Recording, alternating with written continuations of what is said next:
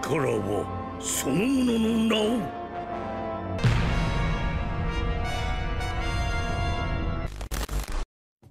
Hey, my dear pirates! And in today's video, we're going to be talking about Insama's true identity. In the last video, we talked about what possible information about Insama that Sabo wanted to reveal to Dragon, the leader of the Revolutionaries, and to the world as a whole. However, as we have seen, when Insama's identity and perhaps plans, Sama were going to be revealed, something unexpected happened. Lulusia Island was wiped off the map by a very powerful attack. Soon, Insama wants to hide his secrets at all costs to the point of throwing away what's left of the prestige of the world government and the navy in the midst of the population of the whole world. But what secrets are these? Who really is Insama? Has Sabo discovered the whole truth?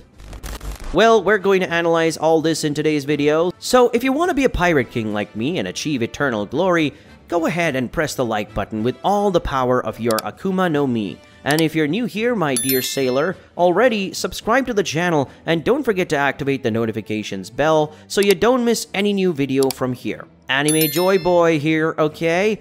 Then join this crew that will dominate the entire Grand Line and the New World. Now without further ado, let's get to this epic video. And well, my dear pirates, since the figure of Insama was revealed in chapter 906 of the One Piece manga, many doubts have arisen about this new character. After all, this is the being that supposedly has full control over the world government, and consequently of the navy and its admirals. Soon, Insama is practically the only being that is at the top of the hierarchy with the One Piece universe, and because of that, apparently everything that has been done since the lost century was meticulously shaped from the will of that being. But who is Insama? Is he a man, a woman? Is he a sea being or a terrestrial being? Or would Insama be a deity with the universe? Well, 800 years ago, at the end of the lost century, the world government was born and took political control of the entire world, uniting all countries and forming the Council of Kings. For the world government, the events that took place during the lost century should not be known, as information linked, it is considered too dangerous. When research on the poneglyphs was banned, hundreds of scholars across the world were killed. Since then, a very strict ban on any research related to the lost century has been implemented worldwide. At the end of the lost century, the 20 kingdoms band together to defeat the old kingdom and then founded what is known as the world government. The founding members pledged equality between their realms in front of the empty throne, with each realm leaving a weapon of its own beside the throne to symbolize its protection. The exact process of how it was founded and how they bridged the 100-year gap remains unknown, but apparently it was at this very moment that Insama or his predecessors used the ancestral weapon to begin the new story. Roger, Whitebeard, and quite possibly now Sabo know the truth or a good part of it. But this truth is not about what happened in the past. Many believe that when Luffy arrives in Laugh Tale and unravels the last poneglyphs, all of the story will be revealed. Well, I tend to believe that too, but there is something that may be revealed before, which is Insama's true identity. And yes, my dear sailor, I know you must be thinking that this would be impossible to happen before the end. But think with me, if Nika is really an entity, a kind of god from the past who used Joy Boy and is now using Luffy, so the existence of beings that are above other humans, fishmen, and other earthly beings can indeed exist.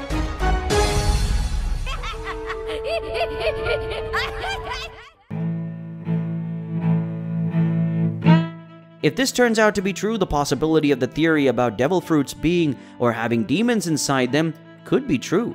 And the best part of this matter comes now because maybe Insama is the deity responsible for creating the devil fruits. In the last video, we mentioned how there is a possibility that the attack we saw in Lulusia was created not by Uranus, but by the powers of a very powerful devil fruit, and a power of this type could only be used by someone whose title of nomenclature is of a god. Just as Enel was considered a god, in fact, his powers were of a divinity that were only defeated by the natural logic of things. If we look closely, Oda has always been putting these beings with incredible powers from the beginning. Enel had powers to sweep an entire island, and he was just stopped by Luffy, who had the rubber fruit that we now discover to be the Hito Hito no Mi model. Nika! Isn't it interesting? It was precisely in the Skypiea arc that Luffy danced around the fire, and his shadow-shaped silhouette was very reminiscent of what he saw in recent chapters when Luffy awakened the power of Nika. That smiling figure with bent arms and legs, not to mention the sound of drums that there in Skypiea were played by Usopp, but here in Wano, it was Luffy's heart beating, awakening the power and soul of the liberator of peoples. That's very coincidental. Now we have Insama, a being that possibly masterfully controls the ancestral weapons, and on top of that, controls the world government, with which it had among them the most powerful characters in the world. So this being is certainly also a deity. What do I mean by this? It's very simple, my dear sailor. Most likely the D's are the former residents of Laugh-Tale from Liberty Island, from the Old Kingdom. They had within themselves the will of freedom and fraternity, but at some point gods or deities appear, more specifically, 3 deities: the god of the sky, the god of the seas, and the god of the earth. Each stationed himself in a place where he felt he was most welcome.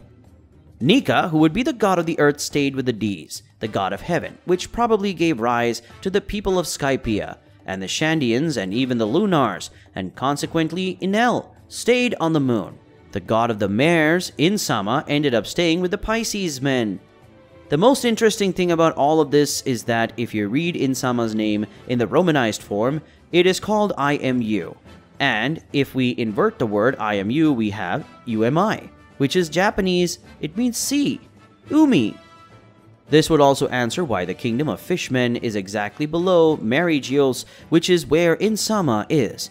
Plus, the fact that it is called literally sea completes the theory that Insama controls the sea and is the god of the seas as well. But anyway, at some point there was a crisis between these 3 gods. Envy may have been the guiding thread to this war, since it is speculated that while one gave freedom to his people, and with that these people lived happy, the other was already gone. More tyrant forcing his beings to live in a hierarchy of subservience, and while the one who was in the sky just looked at all this with contempt.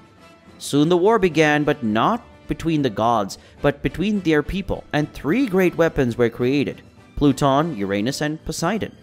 However, Poseidon was not a conventional weapon, but an animated weapon, a living being with enormous powers.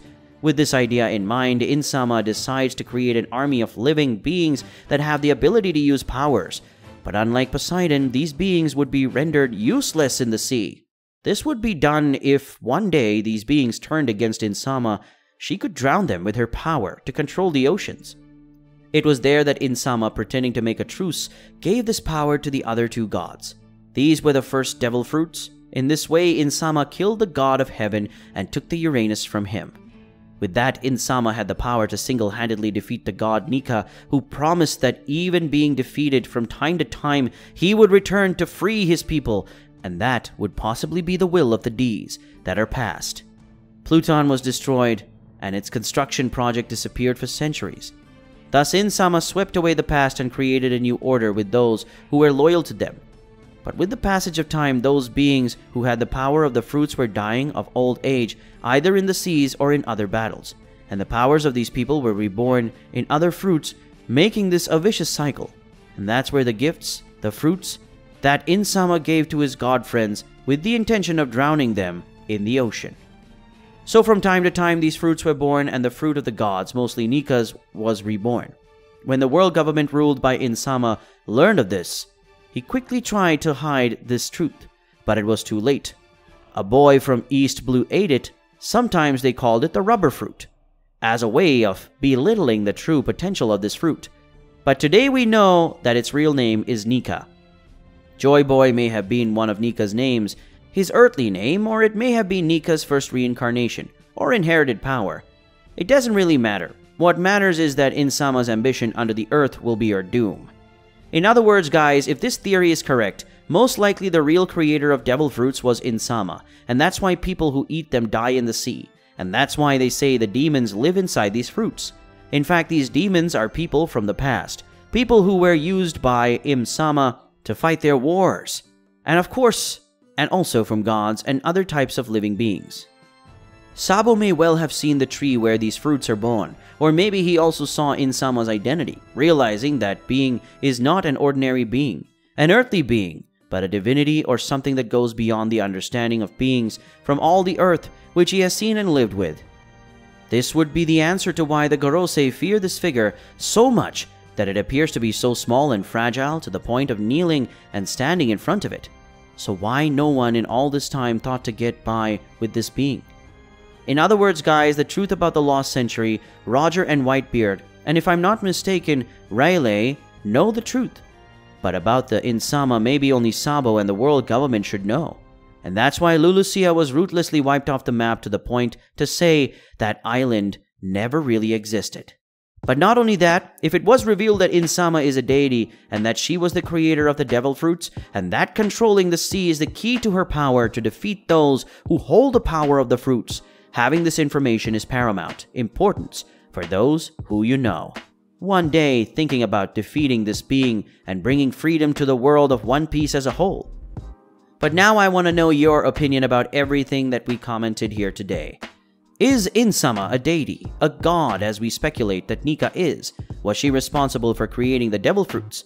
And one last question, if Insama still lives and Luffy is Nika, who would be the inherited will or the reincarnation of this supposed sky god? Could this be Enel? And of course, don't forget to press the like button. That helps a lot in spreading the video and the channel. So help us to become the largest fleet of pirates here on YouTube, okay? A big hug for everyone, and until the next episode.